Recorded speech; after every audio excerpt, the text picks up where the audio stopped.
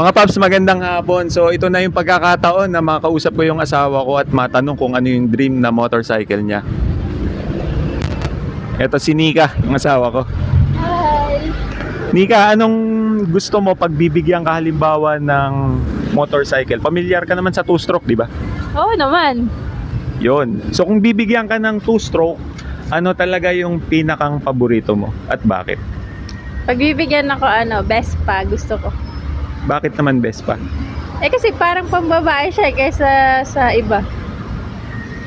Sa tingin mo, ano naman yung ayaw mo sa Vespa, sa mga two-stroke? Ayaw ko sa mga two-stroke yung sobrang usok. Lalo pag bago sampay ako tapos nagpapausok siya, ayaw ko yun. O yan mga Paps, alam nyo na, yung sa may mga asawa dyan, alam na alam nyo kung paano magagalit yung asawa natin pag in-start natin yung two-stroke, lalong-lalo na pag bagong laba, ganyan. So, anything na gusto mong i-plug? Follow nyo po yung page ko, Get Nailed by Nika. Nagne-nails po ako. Yon. So, sa mga Paps natin or sa mga asawa nyo dyan na mahilig din mag-nails, yon. Pwede nyong pakipollow si Nika sa kanyang page. Maraming salamat.